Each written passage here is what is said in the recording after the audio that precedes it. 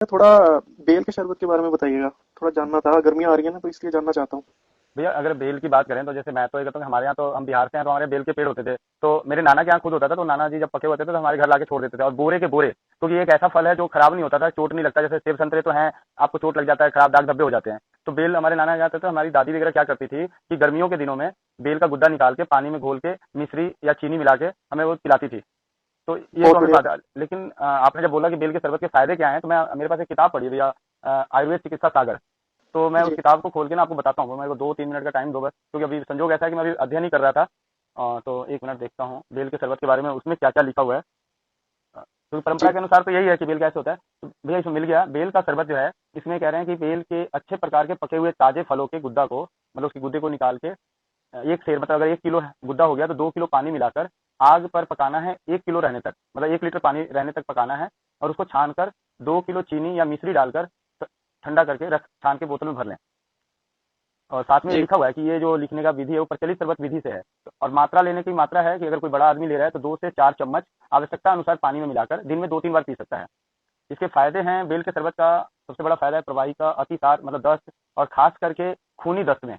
और संग्रहणी रोग, जिसमें खाना खाने के बाद शौच को जाना पड़ता है, उसमें आम दोष, खूनी बवासीर, रक्त प्रदर, मतलब रक्त प्रदर हो गया, मासिक धर्म में अत्यधिक ब्लड का आना, पुराना कब्ज, मानसिक संताप, अवसाद, भ्रम, मूर्छा जैसे रोगों को नष्ट करता है। और हृदय को उत्तम बल प्रदान करता है।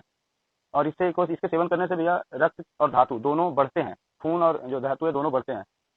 भैया ये बेल का शरबत के बारे में इस किताब में इतनी जानकारी है। और परंपराओं के अनुसार कहें तो गर्मियों में हर कोई बेल का शरबत पीता है। और दिल्ली में भी देखते हैं कि रोड पे भी कई रेडी वाले बेल का शरबत बना के बेचते हैं।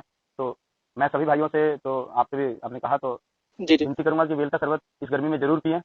बजाय कि पैकेट वाले जूस पीने से अच्छा है कि अपने सामने ताजा बेल का शरबत बना के पिएं, या जो गरीब भाई बंधु आपकी सेवा में लगे हुए हैं सड़कों पे, उनका सेवन करें।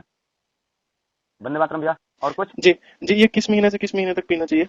भैया, ये मई से, जैसे अप्रैल से लेके मई, जून, जुलाई, इन महीनों में तो जरूर पीना चाहिए, जब चढ़ती गर्मी, चिलचिलाती धूप।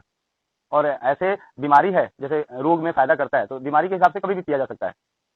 अगर तकलीफ है, क्योंकि यहाँ ये जी। लिख रहा है कि इसमें ये रोग नष्ट होते हैं, तो ये रोग नष्ट होते हैं, इसका मतलब कि कभी भी पिया जा सकता है।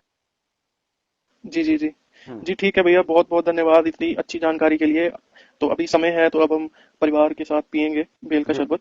जी और भी शरबतों की जानकारी के लिए मैं आपको फोन करूंगा, आपको तंग करूंगा, माफी चाहूंगा, क्योंकि अभी समय शरबतों का ही है।